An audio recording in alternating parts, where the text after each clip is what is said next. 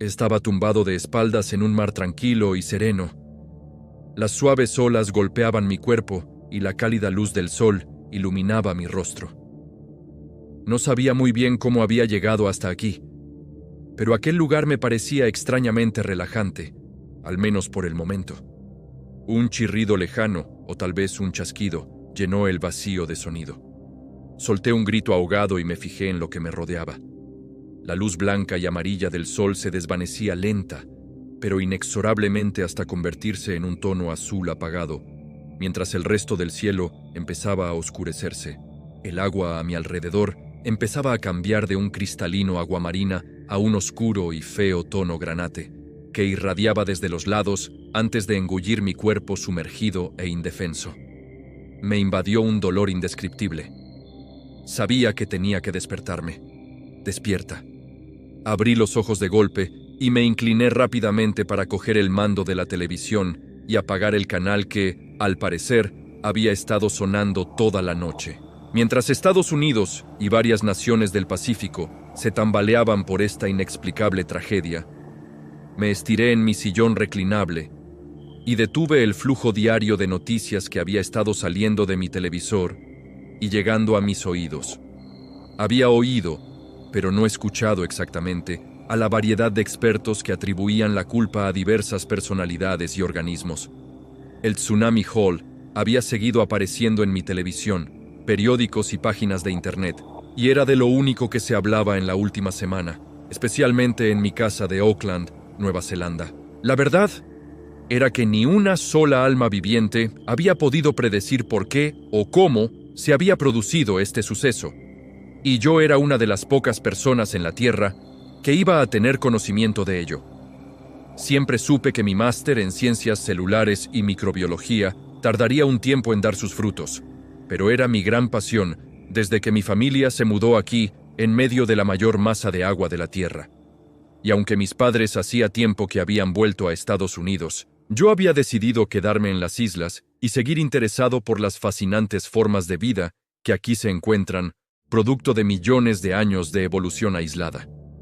Al conocer la pequeña e inofensiva especie aviar no voladora del kiwi, apodo de los lugareños, y compararla con el gigantesco pájaro moa, que era el doble de alto que un hombre y del que se rumorea que incluso cazaba niños antes de su extinción, Nueva Zelanda, me llamó la atención por ser un microcosmos de la evolución de diversas especies del reino animal.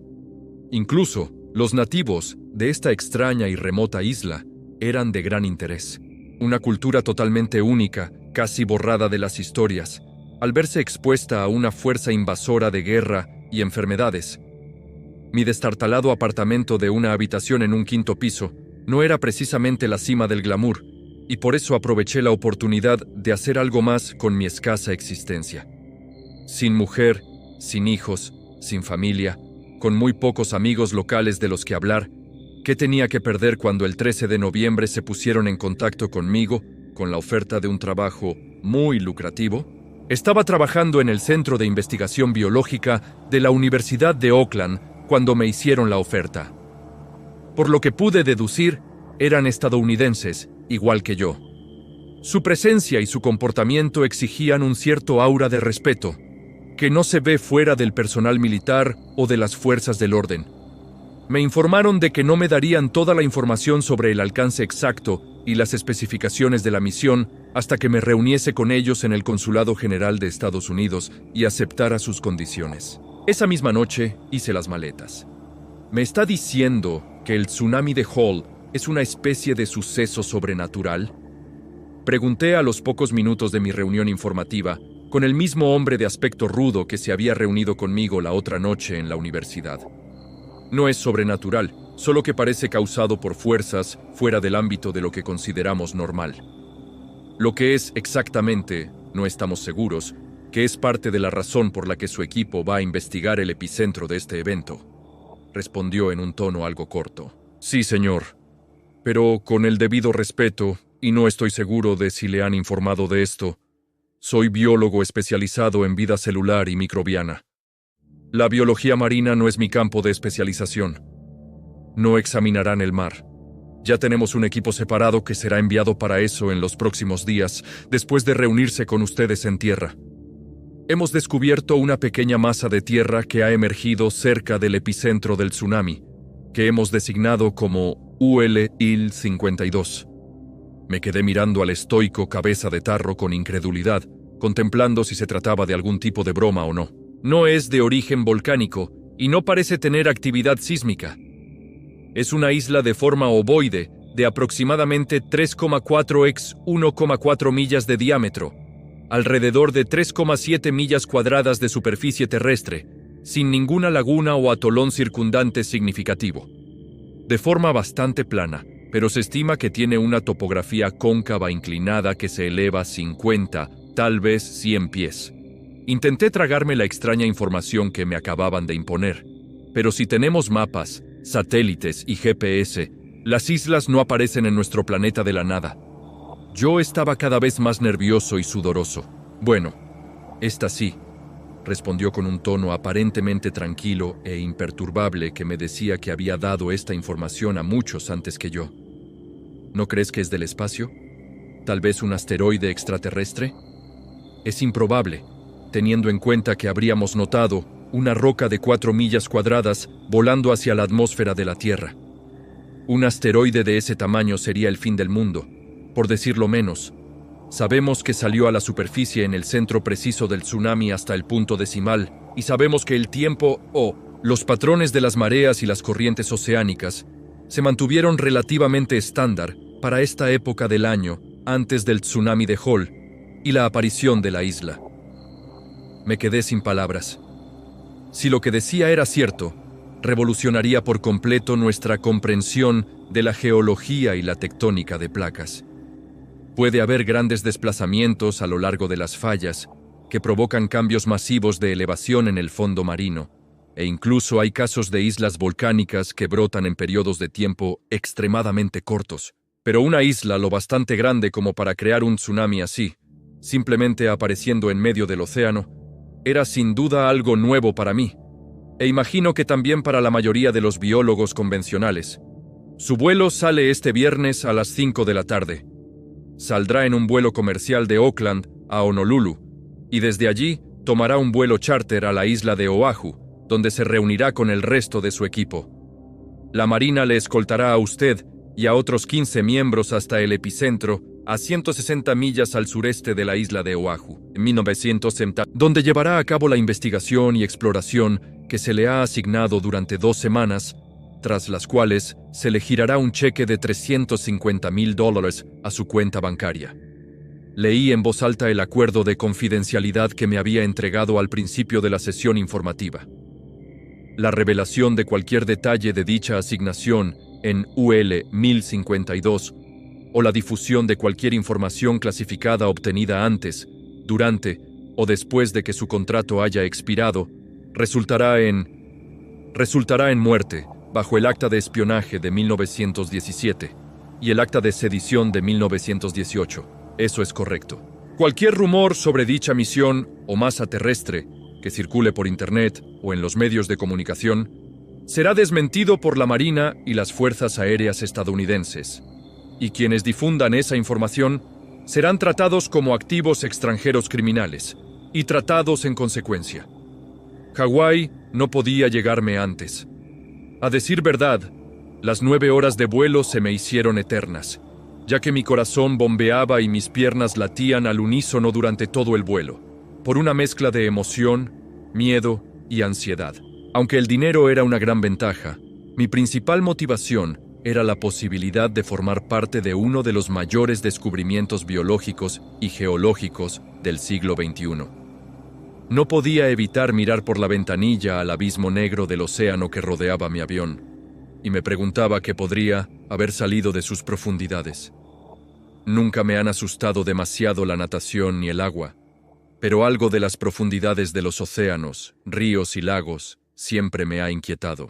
Sobre todo desde que supe de algunos de los leviatanes prehistóricos más desagradables, que habitaban donde los ojos humanos nunca debieron verlos.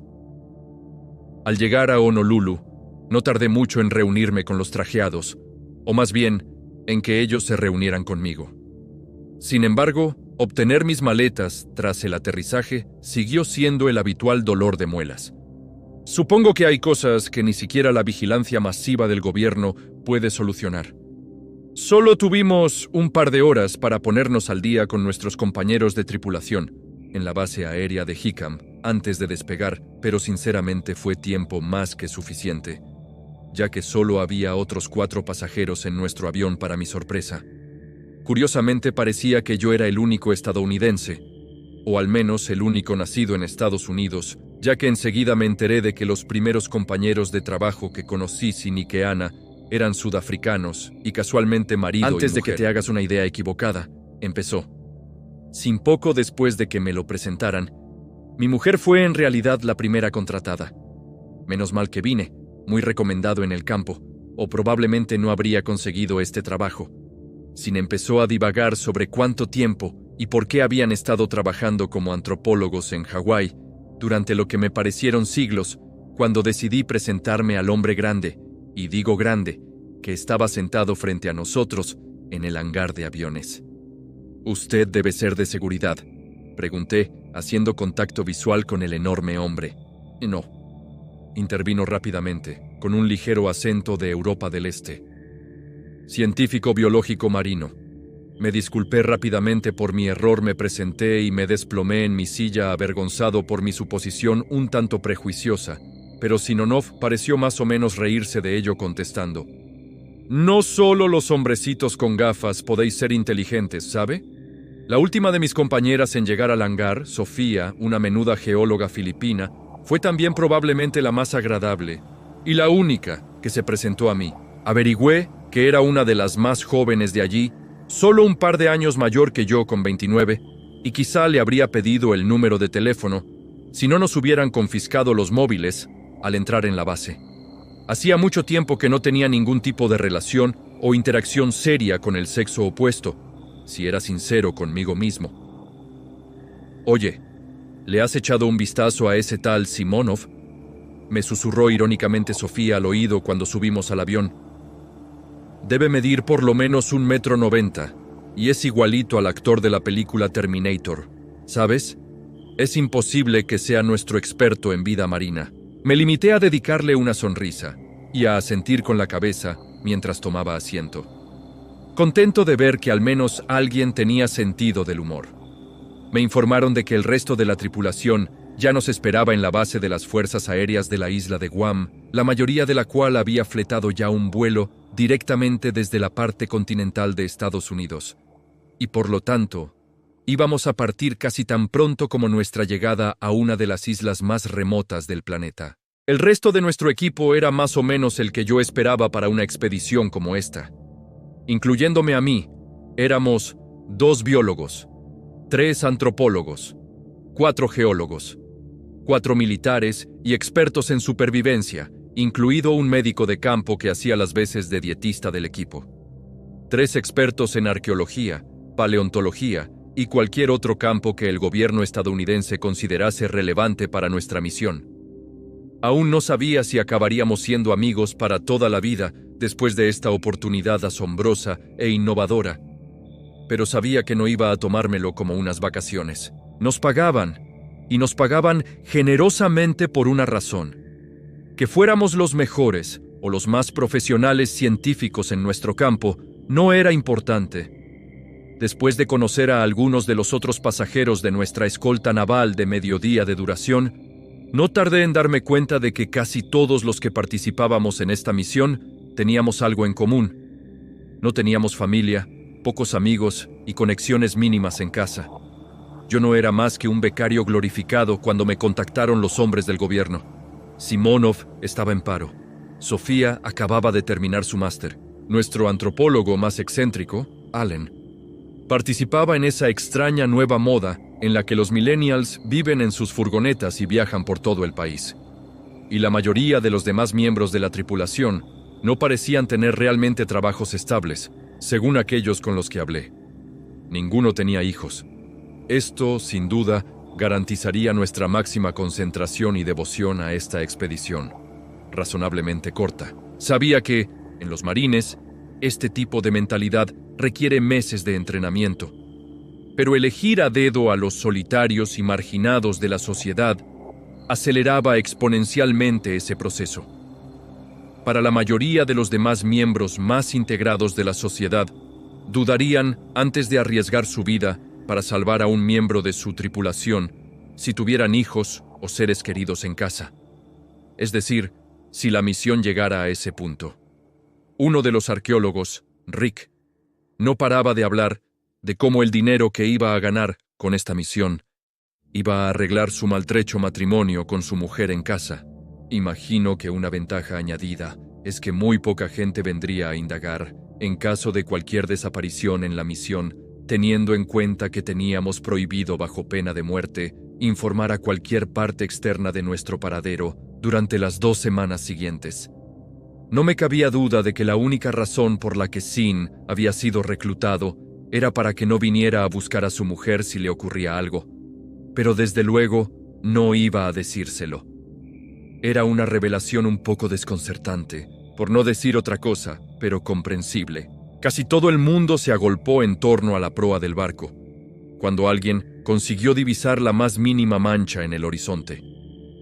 No sabía qué pensar cuando oí hablar de ella por primera vez, pero me quedé boquiabierto mientras nos acercábamos y descubría que la isla no estaba hecha de basalto u otra piedra volcánica como yo habría esperado, sino casi envuelta en un dosel verde. Hierbas, arbustos y árboles cubrían este espectáculo de la naturaleza, y si no lo hubiera sabido, habría pensado que estábamos en Hawái. ¿Cómo es que...? Murmuré a Sofía antes de interrumpir. «No tengo ni idea», respondió sin perder la mirada hacia la isla, comprendiendo claramente lo que iba a preguntarle. Cuando estábamos a unos 600 metros de la costa, nos enviaron en ciclos de 4 grupos asignados al azar. Me descorazonó un poco oír que Sofía estaría en el segundo grupo de 4 en ser dejada en la isla, mientras que yo estaba en el último. Pero el equipo de seguridad, que fue el primero en ser enviado, nos aseguró que cuando establecieran un perímetro y montaran el campamento base, sería tan seguro allí como en el barco. Salieron hacia la 1 de la tarde y parecieron horas antes de que el bote regresara, vacío de suministros y listo para recoger a la segunda agrupación asignada. «Te veré allí», me aseguró Sofía, mientras ella, Simonov, Rick y otra persona que aún no conocía subían a la minúscula embarcación y se ponían en marcha. Pasaron otros 30 minutos antes de que se diera la salida al siguiente grupo de nombres, y naturalmente otros 30 antes de que llegara el último transbordador del día. Allen Simcana y yo nos subimos a lo que puede no haber sido el viaje en barco más traicionero de mi vida, pero desde luego lo parecía con el corazón latiéndome a toda velocidad y el estómago revolviéndose con cada ola. Dudaba un poco en desembarcar por una sola razón. Siempre he odiado la sensación de que la arena mojada se me metiera en los zapatos, pero me aguanté y pisé este suelo virgen que no había sido tocado por el hombre desde hacía quién sabe cuánto tiempo. Quizá durante toda la historia, de todo lo que vi mientras Wagner, uno de los soldados más fornidos, nos escoltaba por la selva, me llamó la atención lo excepcional que parecía la mayor parte de la flora que nos rodeaba. Vegetación de un verde exuberante, palmeras con cocos maduros, helechos tan densamente distribuidos que resultaba casi imposible ver más de una docena de metros en cualquier dirección. Las postales ni siquiera parecían tan prístinas. Empero, durante nuestro corto paseo de 10 minutos por la selva, empecé a fijarme en ellas. Las agujas, grandes rocas rojas que sobresalían de la superficie, de forma irregular. Por lo que pude ver, medían unos 4 pies de ancho en la base y unos 15 pies de alto, y se estrechaban gradualmente una vez que dejaban el suelo, coloreadas con un vibrante tono rojo anaranjado. ¿Para qué son las estructuras?, pregunté señalando una de las agujas. «No lo sé», respondió Wagner. «Ya estaban aquí antes de que llegáramos. Están espaciadas por toda la superficie de la isla. ¿Crees que son naturales? ¿Quizás hechas por el hombre? Mira, chico, solo estoy aquí para evitar que os ahoguéis o que os enferme la hiedra venenosa. No tengo ni puta idea de lo que es esto». Tomé nota mental de que algunos miembros de la tripulación parecían ciertamente más fiables que otros, y seguí el ritmo con mi equipamiento en la mano, mientras los 4 que acabábamos de llegar a la isla contemplábamos asombrados aquel paisaje de aspecto alienígena. Cuando terminó nuestra caminata y puse los ojos en el campamento base, me sorprendió gratamente lo mucho que se había avanzado en las últimas horas desde que se envió el primer bote. Reflexioné sobre la peculiar situación en la que me encontraba antes de unirme a la conversación con algunos de los otros investigadores. Sofía me explicó que, aunque en la naturaleza existen estructuras rocosas en forma de pilares o agujas, es casi inaudito verlas espaciadas tan uniformemente, lo que nos llevó a la única conclusión lógica de que tenían que haber sido construidas por el hombre. Mientras discutíamos, yo pateaba la tierra estéril alrededor de mis pies y miraba desconcertado a los demás. Pero ¿quién podría haber construido semejantes estructuras en una isla hundida?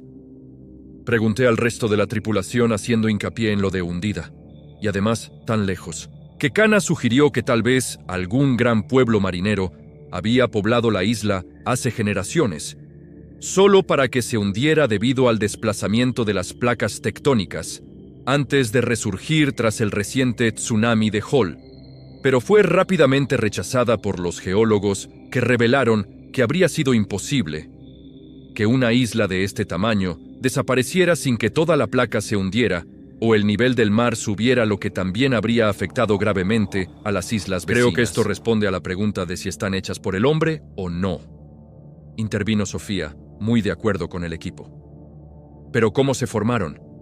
Se agachó y raspó la roca roja con un cuchillo, encontrando que era bastante fácil de moler en un polvo fino. ¿Por qué no probamos a derribar uno de los pilares con el mazo? Podríamos analizar el núcleo y determinar sus propiedades y componentes minerales, intervino Rick con entusiasmo. Tranquilo, balbuceé. Por lo que sabemos, esto podría ser uno de los próximos monumentos declarados Patrimonio por la UNESCO o una de las 7 maravillas del mundo. No vamos a excavar nada. Excavar aún no era necesariamente imposible debido a la capa relativamente superficial de tierra que cubre la mayor parte de la isla y a la piedra blanda y porosa que se encuentra bajo ella. Pero acordamos dividirnos y explorar primero el perímetro de la isla a partir de la mañana siguiente, y luego adentrarnos en el corazón de la isla en las próximas semanas. Habíamos aterrizado en el lado noroeste de la isla de forma ovalada, inclinada en un eje de 30 grados con respecto al ecuador. Divididos en equipos de 2 cada uno de nosotros, debía circunnavegar el perímetro de la isla y reunirse de nuevo en la entrada premarcada del campamento base, al otro lado de la isla, antes de la puesta de sol, dentro de 6 horas. Me asignaron a Wagner y a otro soldado más bajo llamado Pérez, junto con Simonov, que ya empezaba a caerme bien, Sofía, Sim, Kekana y Allen. Éramos el equipo que debía rodear la costa en el sentido contrario a las agujas del reloj, lo que, a una velocidad media de marcha rápida, no debería haber llevado más de unas horas. Aquella noche, mientras soñaba y fantaseaba con los maravillosos descubrimientos que íbamos a hacer, no pude evitar una sensación de terror. En mi sueño, gotas de lluvia oscuras caían sobre mi cuerpo desde el cielo, que rápidamente había cambiado a un color azul nauseabundo. Tentáculos oscuros y viscosos se deslizaban por el suelo en todas direcciones, envolviendo a todo ser vivo que encontraban a su paso. Me di cuenta de que estaba soñando, pero el miedo era palpable al sentir como cada gota de líquido oscuro golpeaba mi piel y se deslizaba por mis brazos. Despierta.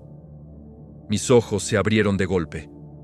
Me emocioné al descubrir que era el primero que se había despertado a primera hora de la mañana, cuando el sol apenas asomaba por el horizonte. Pero esta emoción se disipó rápidamente, al darme cuenta de que tendría que esperar a que el resto de mi equipo se despertara. Podría haber intentado volver a dormirme, pero ¿de qué serviría si tuviera en cuenta que tendría que despertarme dentro de unas horas? Y dudaba mucho que pudiera calmar mis nervios lo suficiente como para dormir un poco. Con esa cantidad de tiempo, podría atravesar toda la isla yo solo y estar de vuelta antes de que nadie se diera cuenta, y fue con ese pensamiento con el que racionalicé rápidamente lo que haría a continuación. Si hay algo que odio de los climas tropicales, es la humedad. Una humedad sofocante e hirviente. que te deja la piel pegajosa e increíblemente húmeda. No fue hasta las 5:30 de la mañana, caminando por la playa, cuando por fin me di cuenta del estridente zumbido en el peor de los lugares. Me pregunté por qué había tardado tanto en darme cuenta de la presencia de los diablillos, teniendo en cuenta la sensación de picazón que sentí rápidamente en los antebrazos y las espinillas, y bajé la vista para descubrir una pletora de pequeñas protuberancias rojas en la piel. Lo curioso es que de todos los misterios que esperaba encontrarme en esta extraña isla, el mosquito común no habría figurado en los primeros puestos de la lista, pero supongo que si de algún modo había aparecido otra flora terrestre, aquí no sería del todo descabellado suponer que también lo haría la fauna terrestre. Al darme cuenta de esto, me puse a pensar seriamente en qué otros animales, o posiblemente animales extintos, se podrían encontrar en esta roca olvidada. Y no tardé en imaginarme a mí mismo despedazado por un monstruo mutante gigante, antes de que mi mente volviera a la realidad y descartara estas tontas suposiciones. Fue mi caminata solitaria por la playa, una acción increíblemente egoísta y posiblemente tonta, quizás lo segundo, definitivamente lo primero. Pero al igual que un niño, en Nochebuena, no pude evitar atiborrarme de algunos de mis instintos más curiosos antes del acontecimiento principal. Cogí un pequeño palo, y al igual que un niño pequeño, empecé a golpear salvajemente las ramas, arbustos y hojas que pasaban, como si fuera un gran explorador de antaño atravesando la jungla. Estaba tan preocupado con esta monótona tarea juvenil que casi no me di cuenta de la mancha de agua descolorida que brotaba de un gran afloramiento rocoso por el que estaba a punto de pasar. Me detuve en mi camino para verla mejor. Parecía ser una mancha ligeramente más clara de color azul, que se veía más intensa cerca del lado de las rocas que en mar abierto. A la tenue luz del sol de la mañana resultaba difícil distinguirla, pero no tardé demasiado en darme cuenta de que la decoloración del agua no estaba causada por un reflejo o algo en su interior, sino por una luz. Y desde luego, no procedía del sol, que había salido por el lado opuesto de la isla al que yo me encontraba. Me acerqué con cautela a esta gran colina pedregosa que se adentraba en el agua, y reflexioné sobre la posible causa de este sendero luminoso, cuyo origen mayor aún permanecía oculto por los bordes de la roca. Consideré la posibilidad de que otro intrépido explorador de nuestra expedición hubiera salido un poco antes que yo, trayendo consigo una linterna, o tal vez una pequeña embarcación, se hubiera estacionado bajo la sombra de las rocas y aún tuviera las luces encendidas. En cuanto doblé la esquina y vi lo que había entre las rocas, tiré el palo y eché a correr. Sí, Allen, has oído lo que he dicho. Hablas mi idioma, ¿verdad?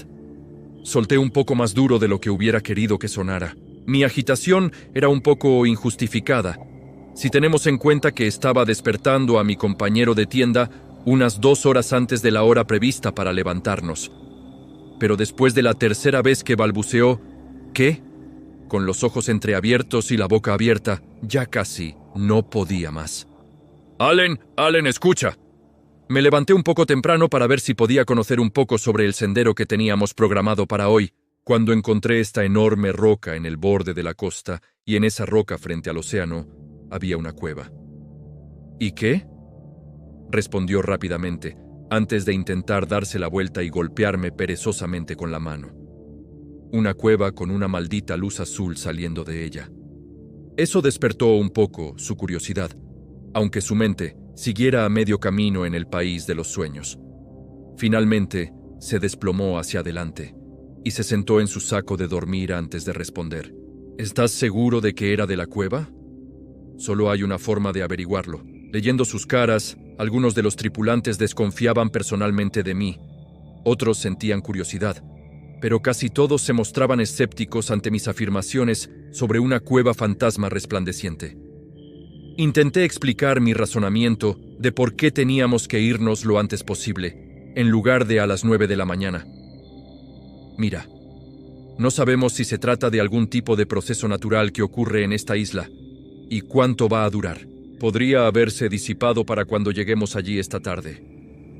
No me voy a saltar el desayuno, dijo Simonov, mientras desplegaba los brazos y cogía una de nuestras comidas preenvasadas. Vale, ya estoy listo. Se corrigió antes de arrodillarse y coger un segundo paquete. Chico, no estás pensando con claridad. Pongámonos todas las pilas antes de que empecemos a incumplir no solo nuestro horario, sino también nuestro protocolo, me aseguró aquel soldado Wagner engreído e irrazonablemente tranquilo, mientras me ponía la mano en el hombro con demasiada fuerza para mi gusto. «¡Oye, tú!», proclamé en un ataque de nervios y excitación. «¿Por qué no lo has comunicado por radio todavía? Tienes que informar a los superiores, ya. No tenemos el equipo adecuado para una exploración completa de la cueva y tenemos que conseguirlo cuanto antes». «Por mi parte tengo muchas ganas de ver esta cueva», intervino Sofía. ¿Quién más quiere ver qué ecosistemas se desarrollarían en una cueva aislada que ya se encuentra en una isla aislada? Las luces en esas cuevas probablemente significan gente, añadió rápidamente Sin. ¿No somos los únicos aquí en esta isla? ¿Gente?, preguntó Allen, enarcando una ceja. Yo apuesto por extraterrestres. El tipo era realmente mucho más extraño de lo que había supuesto, pensé, y la mayoría de las expresiones faciales del equipo reflejaban mi voz interior. Wagner, tienes que decírselo a tus superiores ahora mismo. Casi grité mientras me quitaba la mano del hombro y le apuntaba al pecho con mi dedo flaco, en un arranque de confianza que no sabía que tenía. «¡No importa si se lo decimos ahora!», gritó Wagner con los ojos encendidos. «¡Ya saben lo de las cuevas desde antes de que tú llegaras!». El campamento entero se quedó en silencio, y todos los ojos se fijaron en la estoica figura musculosa. «Mira, unos días antes de que te reclutaran, enviamos un equipo de exploración puramente exploratorio a la isla, y nos encontramos con las cuevas justo antes de irnos. Esto no formó parte de tu briefing porque no lo consideramos información necesaria. Trajimos el equipo necesario para la exploración de cuevas». Parece reprendernos mientras mira a la multitud que se ha formado a nuestro alrededor. Y además, no podríamos contactar con ellos aunque quisiéramos. Algunos de los miembros que parecían más nerviosos soltaron breves jadeos de asombro antes de que Simonov hablara. «¿Qué demonios les pasa a vuestras radios?» «Nada. Las radios funcionan bien en alta mar, pero por alguna razón, cuando estamos en un radio de 1 milla de este lugar, nuestro equipo se vuelve loco. Las radios no captan frecuencias, los satélites no pueden transmitir señales, y la mayoría de los aparatos electrónicos no funcionan. Las brújulas ni tan siquiera apuntan al norte, por el amor de Dios. Adelante, probadlo vosotros mismos. ¿Así que nos trajiste hasta aquí, sabiendo que no podíamos contactar con nuestra familia? ¿Ni con nuestros amigos? ¡Con nadie!», exclamó Sin mientras miraba a su mujer. ¿Sabíais a lo que os comprometíais? Nada estaba fuera de lugar. Eso suponiendo que leyerais el maldito papel en el que poníais vuestro nombre. ¿O es que estabais demasiado cegados por ese pago de 3 cifras? Reprochó Wagner con dureza. Técnicamente, dijo mirando alrededor del grupo, ahora mismo estamos todos en cuarentena. Nadie va a salir de esta isla aunque quisiera. Así que no hay necesidad de inquietarse y apresurar la misión. Con la cara roja y ansioso como estaba, sabía que Wagner tenía razón. Debíamos desayunar, empaquetar las provisiones designadas y partir hacia los lados opuestos de la isla, tal y como nos habíamos propuesto desde ayer. Si Wagner decía la verdad, las luces de aquellas cuevas no irían a ninguna parte, y nosotros tampoco durante los próximos 14 días. Por lo menos. Dijiste que era como una luz azul resplandeciente que salía de esas cuevas, preguntó Sofía, mientras se esforzaba por alcanzarme y cargar con la mochila de 15 kilos que la había visto antes. Sí, casi como un azul neón, pero era bastante tenue. Tal vez debido a ser ofuscado por la luz del sol de la mañana. Estamos como a 2 minutos, la verás muy pronto. Muy valiente por tu parte haber investigado la isla tú solo, sonrió. O bastante estúpido, añadió. Mientras caminábamos por la arena. Mira, ahí está la roca. Me apresuré a señalar mientras notaba que me ponía un poco más ansioso. No me di cuenta de que Wagner había tomado la delantera desde que salimos del campamento base, pero probablemente sabía mucho más de supervivencia y exploración que yo. Me sentía mucho más seguro con él y Simonov cerca, y estoy seguro de que Kekana y Sofía también. «Seguidme. Es bastante poco profundo», nos aseguró Wagner mientras se arremangaba los pantalones y empezaba a vadear el agua más cercana a la roca. Formamos una fila abrazando la pared de roca mientras el agua empezaba a subir por encima de mis tobillos, rodillas, cintura, e incluso empezaba a llegarme al pecho, y Sofía, con bastante humor, luchaba por mantenerla por debajo de la barbilla.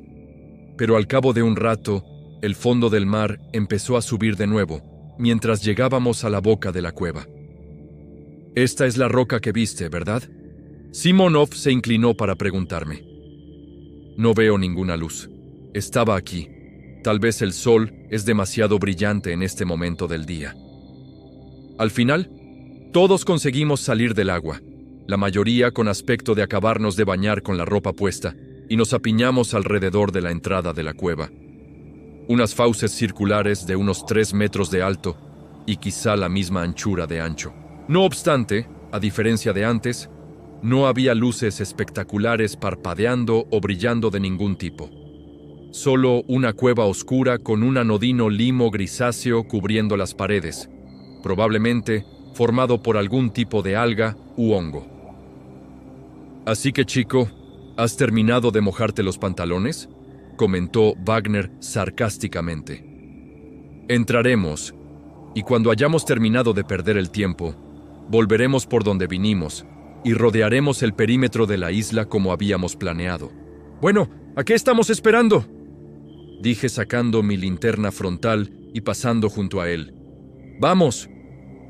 Lo primero que noté en el interior de la cueva fue el olor, un hedor acre inmediato a pescado podrido, y una pizca de algo metálico que parecía ser cobre o tal vez hierro.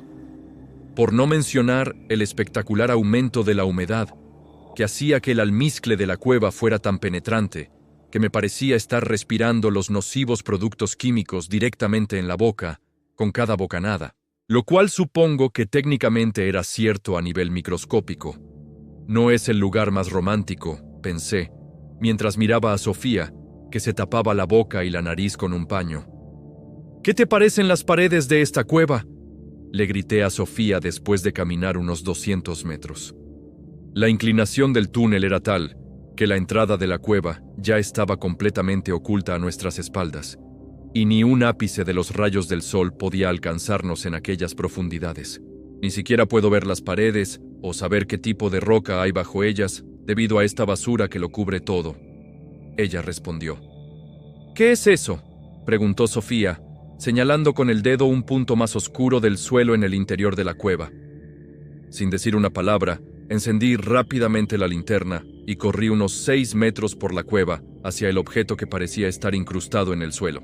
Dudando un poco, debido a la capa de baba que cubría no solo el suelo, sino también el objeto, me arrodillé y limpié el oscuro brillo viscoso, dejando al descubierto un objeto negro y redondo. «¿Qué pasa?», repitió Simonov, acercándose por detrás, mientras yo luchaba frenéticamente por sacarlo de su acogedora morada. No tardé mucho en sacar el objeto del suelo, con las manos cubiertas de mugre y sudor, y no podía creer lo que veían mis ojos. Era un casco militar oxidado, y en el costado estaba impresa una sola palabra en letras descoloridas: Spetsnaz.